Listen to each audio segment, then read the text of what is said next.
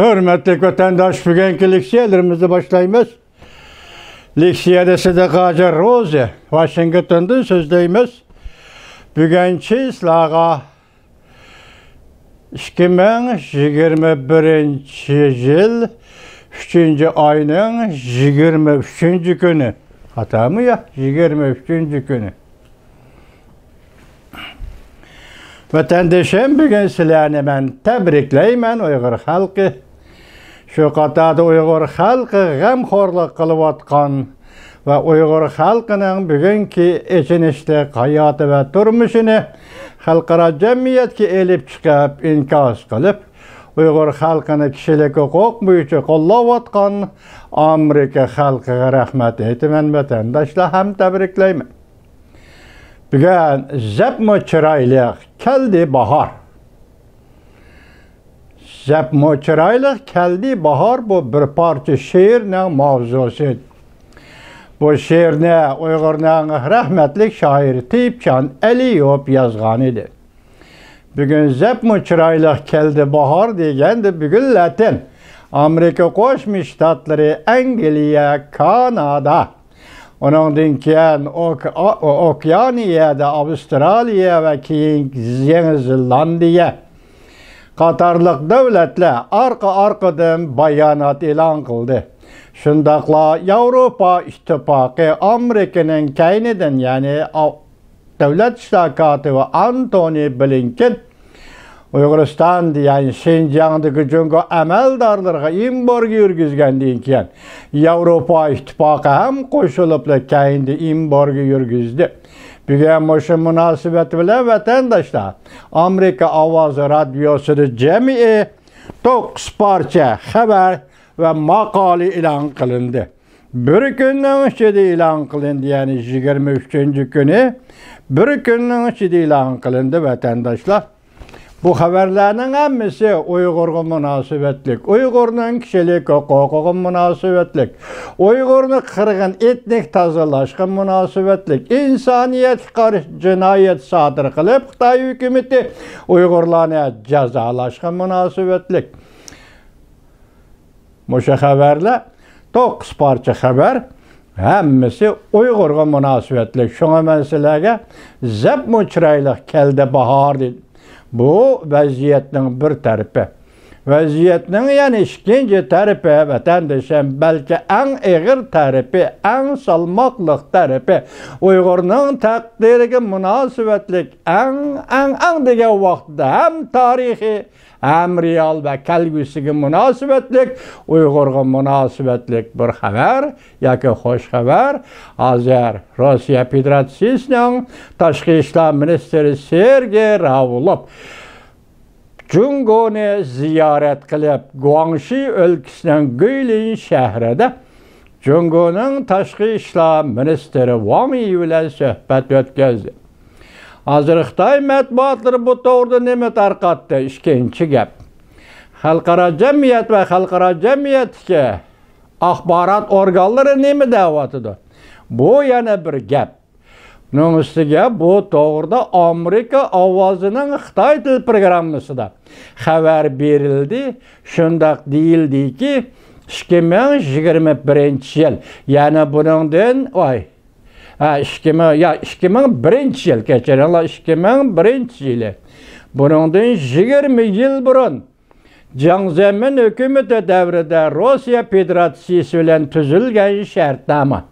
Qisqasi yanala Rus-Xitoy shartnomasi.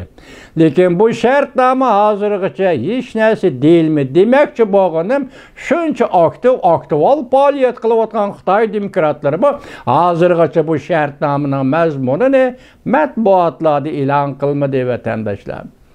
Onu tüvende göremiz matbuatlarda e'lon qilin. Bu qatim hamda buningga 7. ay kelganda bu shartnoma imzolanganiga 20 yil to'shidi ekan. Mushu munosabat bilan dedi Amerika Ovozi Radiosi.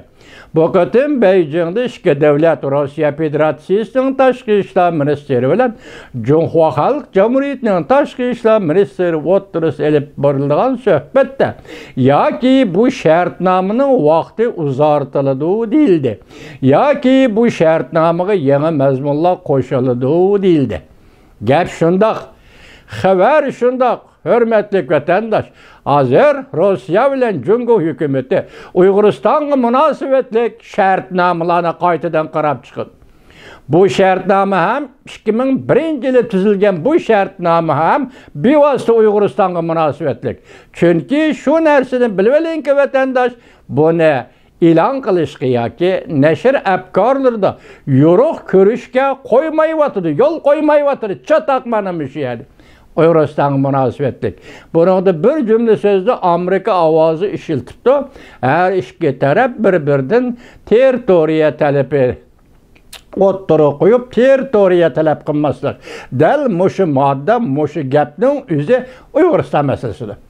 Siz shuning ishininki, shuni qayd qiling, hurmatli vatandosh, Rus Xitoy o'rtasida qanday shartnoma imzolanadi ekan, muqarrar Uyg'uriston masalasidir. Bunda hergiz yaltayman, hergiz çekinmen, hergiz miki degan sözü bulman, Rus Xitoy şartnaması deyildiğen bolsa, hemmisi şartsız aldı Uyg'uriston meselesidir. Biz sizlarga sözlep keldik vatandaşlarım, aytib keldik vatandaşlarım. Arlap sözlep keldik vatandaşlarım. Bugün 3. ayının 18. gün Amerika Qo'shma Shtatlarının Alyaska shtatida o'tkazilgan Cumhur Amerika yuqori darajalik suhbatining natijasi shu bo'ldiki, bugün yani 3. ayının 18.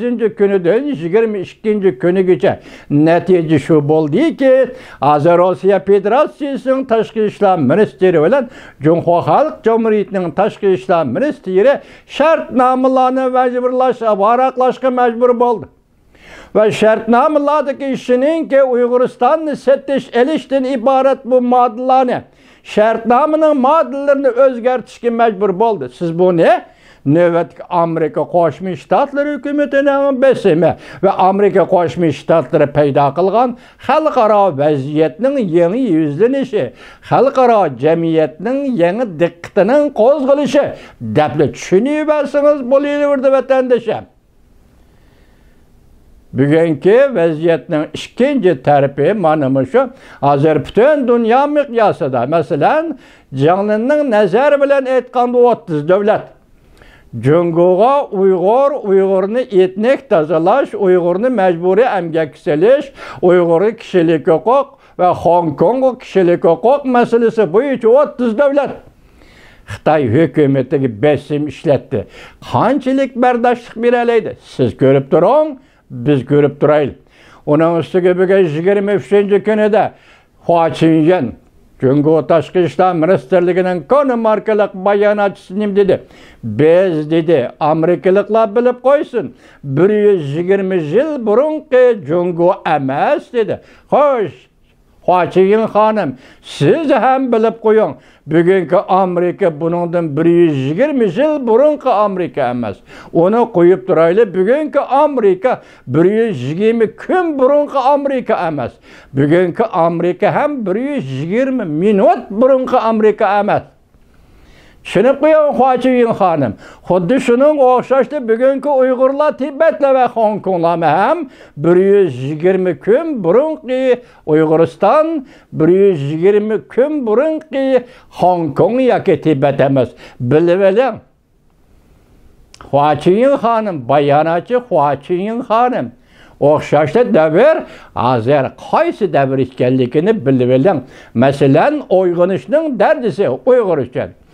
Uyg'onishning dardisi Tibet uchun, tonishning ve uyg'onishning dardisi Shangang Hong Kong uchun qaysi darajada siz kechikib qoldingiz? Hua Chunying hanım, Cumhur hükümeti siz kechikib qoldingiz. Hozir siz uchun aytganda vaqtni tez tutib, 3. taraf bo'lib yoki 2. taraf bo'lib qatnashish shaklida Uyg'uriston masalasini hal qilishning Tibet meselesini hal qilishning, Hong Kong meselesini hal qilishning 3-tarafi sifatida rol o'ynaysiz. Belgeleş rolunuz yok. Belgeleş o'rningiz yok. Qarşılıq ko'rishga ham sizda bunday jur'at yo'q demaymiz. Ruxsat yo'q. Chunki xalqaro jamiyat yo'pirilib kelyapti. Xalqaro jamiyat besim ishiltyapti. Mana ko'rdingiz, Alyaskaga keldingiz, mana oxirgi natija o'sha bo'ldi. Buni to'g'ri tushuning, to'g'ri bilib oling. Jungoning bayonotchisi Xochiyin xonim. Men shuni sizlarni tabriklayman vatandoshlarım. Amerika xalqiga rahmat juma, shuni tabriklayman. Amerika xalqini ham tabriklayman vatandoshlarım. Shartnoma, Jungo, Rossiya o'rtasidagi shartnoma Beijingda qayta qarab chiqiladi. Moddalar o'zgartiriladi deyilgan bu xabar vatandoshlar. Bu yerda o'tirg'i chiqib gavdilindigini Uyg'uriston masalasi. Tushundinglarmi? Uyg'uriston masalasi vatandoshlar.